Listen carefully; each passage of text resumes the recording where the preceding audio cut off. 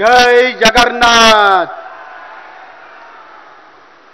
आजिर एही ऐतिहासिक मुहूर्त एठारे उपस्थित आपण मानकु समस्तंकु विशेषकर माँ मानकु मु बहुत बहुत अभिनंदन जनाऊँगी। आज हमारे साथ हमारे यशस्वी प्रधानमंत्री श्रीयुक्त नरेंद्र मोदी जी उपस्थित हैं। वह केवल हमारे देश के ही नहीं बल्कि सारा विश्व के सबसे लोकप्रिय नेता हैं। आज उनका शुभ जन्म दिवस भी है। माननीय प्रधानमंत्री जी, आज इस शुभ अवसर पर मैं यहाँ उपस्थित सारे माताओं और बहनों के तरफ से एवं ओडिशा के 4.5 करोड़ लोगों की तरफ से आपका जन्म दिवस की शुभकामनाएं देता हूँ। माननीय प्रधानमंत्री जी, आज के दिन आपके लिए बहुत महत्वपूर्ण है। पूरे विश्व से आपके लिए अभिनंदन आ रहा है। आज के दिन इस शुभ अवसर पर आप हमारे बीच उपस्थित हैं। ये हम सब के लिए सौभाग्य की बात है। इसलिए हम सब आपके बहुत बहुत आभारी हैं। मुठारे उपस्थित सबु माँ मानू खूब जोर रे हुलहुली पकाई प्रधानमंत्री को जन्मदिन शुभेच्छा जणाइबाकू अनुरोध करुअछि।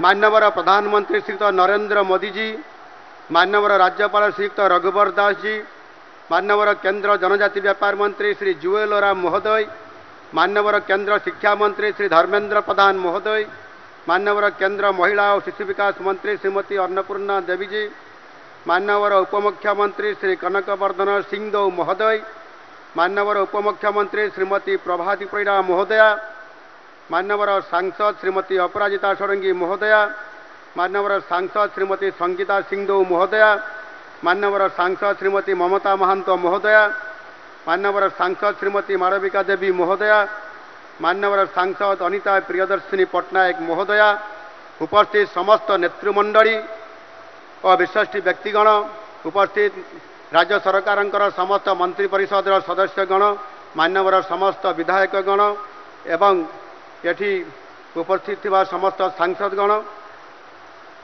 आजिर सभारे उपस्थित हजार हजार माँ भौणी और भाई माने, आजिर ऐतिहासिक मुहूर्त समस्त मोर शुभेच्छा और अभिनंदन जनाऊँगी। आम सरकार क्षमता को आसवा पूर्वर माँ मानक पई सुभद्रा योजनार प्रतिश्रुति देइथिले। जगन्नाथ संस्कृति रे माँ सुभद्रा हेउछंती शक्ति स्वरूपिणी और समता प्रतीक। कथा अछि जे माँ हेले पाठोई देश जीव आगेई।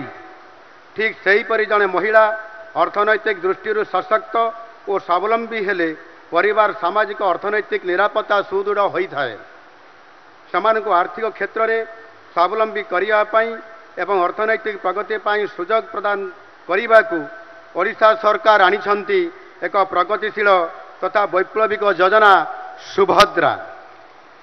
आम समस्त अत्यंत आनंद और खुशीर कथा जे सुभद्रार शुभारंभ पाई भारतर यशस्वी प्रधानमंत्री श्री नरेंद्र मोदी जी आज आम सहित अछंती। प्रधानमंत्री तांको माँ को प्रति भक्ति और सम्मान को आमे समस्ते अनुभव करिछे। तांको माँ ही थिले अभिनव उज्ज्वला योजनार प्रेरणा। माँ को दुख कष्ट को अनुभव करिथिबा यशस्वी प्रधानमंत्री दायित्व ग्रहण कला परे आरंभ करथिले देशर समस्त गरीब माँ मानंकु गैस जोगाई देवार महत्वाकांक्षी उज्ज्वला योजना। आज यही योजना विश्वर अन्यतम बृहत लोक कल्याणकारी योजना। ओडिशा रे प्राय 53,20,000 महिला हिताधिकारी एवं देश में 10,35,00,000 गरीब महिला यही योजना द्वारा उपकृत होउछंती। सबुबले प्रधानमंत्री प्राथमिकता भितरे गरीब युवक महिला और कृषक रही आसी। सुभद्रा योजना को आमे जुगान्तकारी और वैप्लविक एइथिपाई कहूछु जे यही योजना ओडिशार महिला मानकर अवदान प्रति आमर नम्र तथा कृतज्ञतापूर्ण स्वीकृति। यही योजना रे डायरेक्ट बेनिफिट ट्रांसफर डीबीटी माध्यम ओडिशार माँ मानक बैंक खाता को सीधासलख अर्थ प्रदान करा जिवो, जहाकु सामान्य निज आवश्यकता अनुजाई व्यवहार करिपारिबे।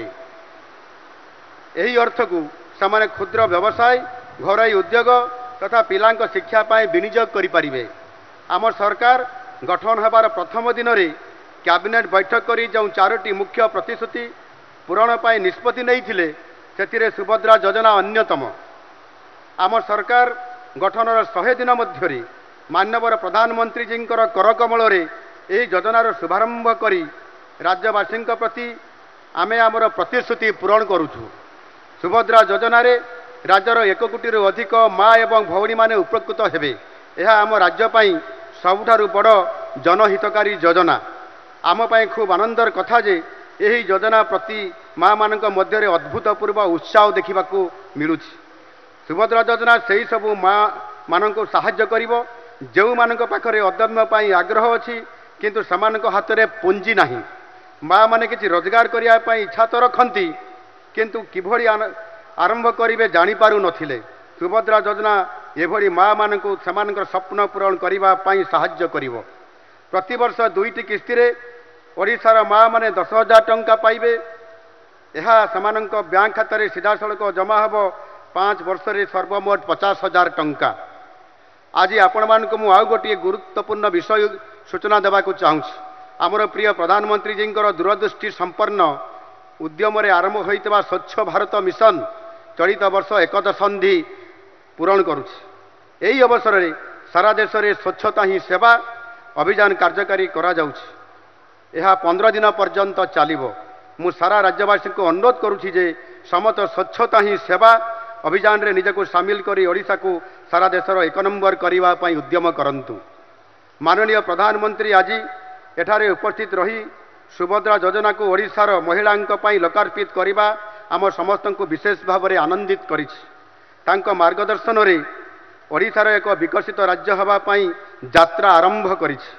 2036 सुधा ओडिशा को भारतर एक अग्रणी राज्य रे परिणत करिवार लक्ष्य पूरण दिगरे यही योजना महत्वपूर्ण भूमिका ग्रहण करिवो। माननीय प्रधानमंत्री स्वप्न हेउछि सहरांचल हेउ बा ग्रामांचल प्रत्येक लोकन को गोटे लेखाएं पक्का घर जोगई देवा। प्रधानमंत्री आवास योजना ग्रामीण योजना रे सारा देश में आज माननीय प्रधानमंत्री 15 लाख हिताधिकारी को अनुमोदन पत्र प्रदान करुछंती एवं 10 लाख हिताधिकारी मान प्रथम किस्ती आवंटन करुछंती। एथि सहित प्रधानमंत्री आवास योजना शहरी 2.0 योजना रे गाइडलाइन उन्मोचन हेउछि। आवास प्लस 2024 आप मध्य उन्मोचन होउछि। यह सहित माननीय प्रधानमंत्री ओडिशा पाई अनेक गुरुत्वपूर्ण जातीय राजपथ और रेल प्रकल्पर शुभारंभ करुछंती। अनेक जातीय राजपथ एवं रेल प्रकल्पर भित्तिप्रस्तर मध्य स्थापन करुछंती। अति निकट में प्रधानमंत्री ओडिशा पाई 3टी वंदे भारत एक्सप्रेस रो शुभारंभ मध्य करिथिले। ये सब विकास काम प्रमाणित करुछि जे डबल इंजिन सरकार रे ओडिशार विकास रो गति क्षिप्र होउछि। यशस्वी प्रधानमंत्री मोदी जी नेतृत्व में ओडिशार विकास प्रक्रिया त्वरान्वित होउछि।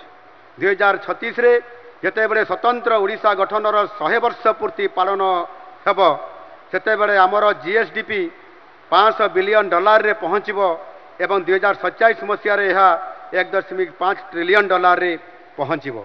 प्रधानमंत्री मोदी जी ओडिशार विकास प्रति सबुबले स्वतंत्र ध्यान दे आसिछंती। से बारंबार कहिछंती जे पूर्वोदय रे ओडिशा सबुठारु अग्रणी राज्य हब। देशर विकासर इंजिन रे ओडिशा प्रथम बगी हब। वर्तमान ओडिशा रे जो क्षिप्र गति रे विकासर धारा आगे चली ओडिशा निश्चय तार ईप्सित लक्ष्य हासिल करिवो। माननीय प्रधानमंत्री जी का ओडिशा वासियों के लिए असीम स्नेह और श्रद्धा की कोई तुलना नहीं है।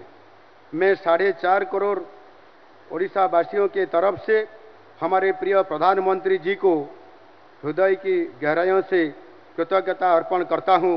वंदे उत्कल जननी, भारत माता की जय।